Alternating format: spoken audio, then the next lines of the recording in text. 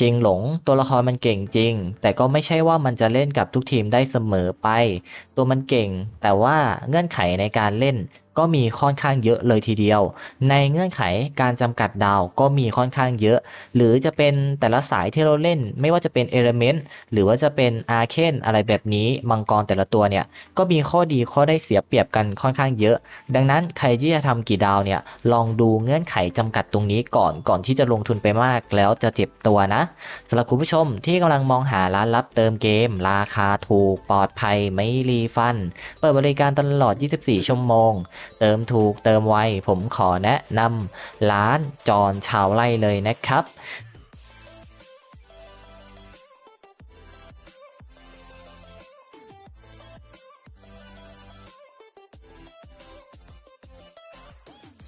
ในวันนี้เนี่ยเราก็จะมาแนะนำตัวชิงหลงเงื่อนไขในการเล่นค่อนข้างยากอยู่เหมือนกันนะครับพรุ่งนี้ตัวละครจะเข้าแล้วดังนั้นคลิปนี้จะช่วยคุณผู้ชมตัดสินใจได้เป็นอย่างดีถึงแม้ว่ามันจะเป็นภาษาจีนแต่ผมจะอธิบายให้คุณผู้ชมเข้าใจเลยคือตัวละครเนี่ยมันอยู่ที่สายอาเคนนะครับกับมังกรกระดูกซึ่งในทีมหลักๆที่เราจะเล่นได้จริงๆสำหรับตัวชิงหลงเนี่ยมันคือสายกระดูกนะครับหรือก็คือสายตัวนี้ ผมพูดไว้ก่อนเลยส่วนอาเคนเนี่ยมันเอาไว้ใช้กับทีมนี้ได้เฉพาะแค่การคำรามของมังกรฟ้าได้โบนัสแค่ตรงนั้นนั่นแหละแต่หลักๆตัวมันเนี่ยทำมาเพื่อสายมังกรกระดูกนั่นเอง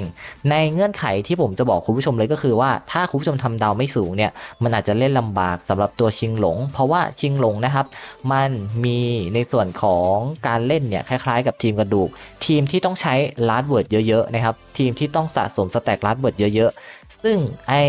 ตัวบัฟลาร์ดเวิร์ดเนี่ยมันจะต้องเล่นกับทีมกระดูกเท่านั้นนะครับในทีมกระดูกเนี่ยเวลามันมีการเสกมอนนะครับมันจะได้รับในส่วนของการฟื้นฟูเลือดกับตัวละครนั้นๆที่มีในส่วนของการได้รับบัฟลาร์ดเวิร์ดอย่างตัวเนี้ยบัฟลาร์ดเวิร์ดสำคัญกับมันไหมมันมีบัฟลาร์ดเวิร์ดเนี่ยที่สำคัญกับตัวมันนั่นก็คือในตอนที่เราเนี่ยจะเล่นน่ะ ถ้าคุณผู้ชมเล่นกับทีมกระดูกนะครับหรือทีมเจ้าตัวนี้มันจะไม่เป็นปัญหาแต่ถ้าคุณผู้ชมจะเล่นกับทีมฟ้าเนี่ยมันก็ไม่ได้ผลประโยชน์แบบเต็มที่หรอกแต่ถ้าอยากให้เล่นได้กับทีมฟ้าจริงๆคุณผู้ชมจะต้องทำดาวตันเท่านั้นมันถึงจะแสดงประสิทธิภาพได้ขั้นสูงสุดแต่ถ้าเล่นกับทีมกระดูกไม่จำเป็นต้องดาวตันนะครับดาวนิดหน่อยก็สามารถเอาไปลงเล่นได้คือในเครื่องไขเนี่ยถ้าเราจะเล่นกับทีมฟ้านะครับหรืออาเคนเนี่ยเราจะต้องทำมันดาวตันเพื่อที่ว่า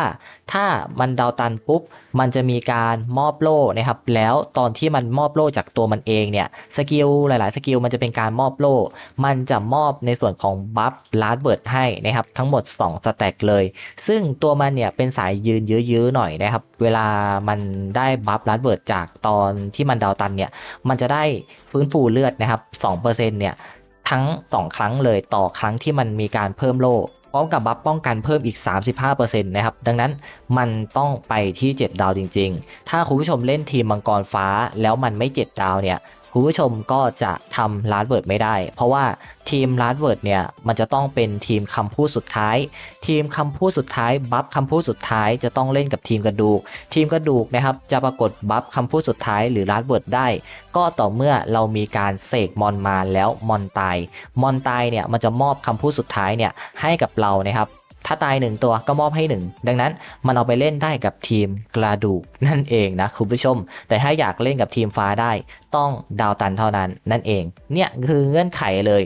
คือตัวมันจะเน้นแบบนี้เลยจริงๆคือสกิลตอนที่ดาวตันอะของทุกตัวละครมันจะเก่งหมดจะเป็นตัวชูโรงเลยไอตัวชิงหลงนี่ก็เหมือนกันนะครับตัวยืนยื้อได้ซึ่งในการได้รับลาดเวิร์ดเนี่ยถ้าอยากแบบได้แบบใช้แบบคุ้มๆมันจะต้องทำให้7ดาวถ้าเราเล่นทีมอื่นใช่ไหมแต่ถ้าเราเล่นทีมกระดูก เราไม่จำเป็นต้องทำดาวตันได้นะครับก็สามารถที่จะเสกช่วยมอนได้สำหรับทีมกระดูกแต่ทีเนี้ยถ้าเราเล่นเป็นทีมอื่นๆอ่ะคุณผู้ชมต้องทำให้7ดาวไม่งั้นคุณผู้ชมก็จะหาบัฟลาดเวิร์ดไม่ได้นะครับในลาดเวิร์ดเนี่ยก็จะต้องทำ7ดาวเพื่อไปเล่นกับทีมอื่นมันก็จะมีการมอบโล่แล้วก็ทุกครั้งที่มอบโล่จะมีการเพิ่มลาดเวิร์ดมันจะไม่เกี่ยวกับโล่ตัวอื่นที่มอบให้นะครับมันต้องมอบโล่ด้วยตัวมันเองนะครับถ้ามันมีการเพิ่มโล่ด้วยตัวมันเองเนี่ย มันก็จะมีการแจกให้ไม่เกี่ยวกับโล่คนอื่นดังนั้นตัวละครมันเนี่ยก็คือแบบมีเงื่อนไขที่จำกัดแบบนี้นั่นเองนะ เนี่ยนะครับมันมีเงื่อนไขที่จำกัดให้คุณผู้ชมได้รู้แล้วว่าถ้าคุณผู้ชมเล่นเป็นมังกรฟ้าเนี่ยคุณผู้ชมจะต้องทำดาวตันนะครับมันถึงจะเล่นได้ดีนะครับแต่ว่าถ้าคุณผู้ชมเล่นเป็นทีมกระดูกแบบพินทีมหลักๆแบบเนี้ยจะปั้นกี่ดาวก็เล่นได้หมดเพราะว่าบัฟลัดเบิร์ดเนี่ยตัวชิงหลงมันอวยให้กระดูกเท่านั้นนั่นเองนะครับมันก็จะเป็นประมาณนี้ส่วนคนที่เล่นบัฟอื่นๆหรือในส่วนของสายอื่นๆนะครับมังกรสายอื่นๆเนี่ย ก็สามารถเล่นได้นะครับปั้นมาพอเล่นได้แต่ก็อาจจะไม่ได้แบบเก่งจนเซิร์ฟเวอร์นอกเท่าไหร่เพราะว่าเซิร์ฟเวอร์นอกที่ผมเห็นเนี่ยถ้าเขาจะเล่นตัวชิงหลงกับทีมอื่นจริงๆเขาจะต้องทำให้เป็นดาวลุงเท่านั้นนะครับมันถึงจะยืนได้เพราะว่าในการเพิ่มโล่ของมันเนี่ยมันก็จะมีการเด้งบัฟบลัดเบิร์ดมันให้ครั้งละ2สแต็กทุกๆที่โล่เราปล่อยนะดังนั้นเนี่ยมันอวยตรง7ดาวนั่นเองคุณผู้ชม แต่ว่าถ้า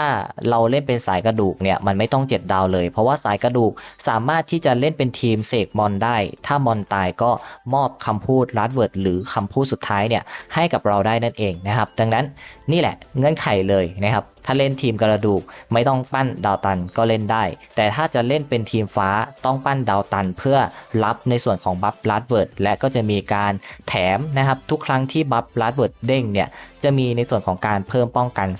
35%คือแบบโหดมากนะครับ ถ้าเราทำได้ดาวตันนะ ถ้าเล่นเป็นสายอื่นๆเนาะแต่ถ้าทีมหลักๆเราไม่ได้เล่นเป็นทีมมังกรฟ้าหรือกระดูกแบบเนี้ยคุณผู้ชมก็ทำแบบพอประมาณก็ได้นะครับ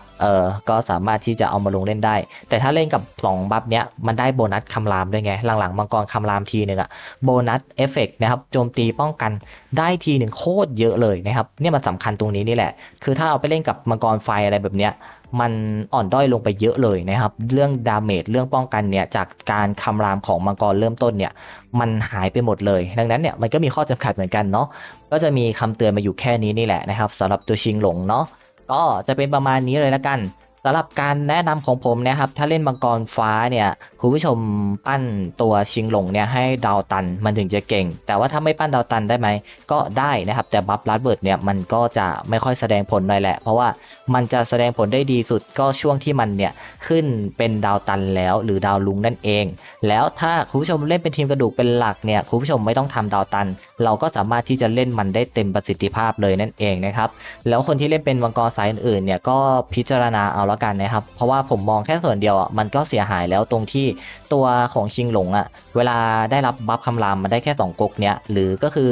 2สายมังกรนี้เท่านั้นนะครับซึ่งมันสูญเสียไปมากเลยถ้าเราเล่นเป็นมังกรไฟเป็นหลักแบบเนี้ยเพราะว่าในเราอ่ะมันเล่นมังกรทุกตัวก็จริงแต่มันจะมีตัวเดียวที่เราแบบปั้นเน้นๆดังนั้นมันก็ถือว่าเราเลือกสายลงแล้วว่าเราจะไปแดงเราจะไปมังกรไฟหรือมังกรฟ้ากระดูกอะไรแบบนี้นั่นเองเนาะดังนั้นก็พิจารณาเอาละกันสำหรับการแนะนำของผมเนี่ยก็จะมีแต่เพียงเท่านี้เลยนะครับก็จะต้องขอตัวลาคุณผู้ชมไปก่อนแล้วเนาะสวัสดีครับ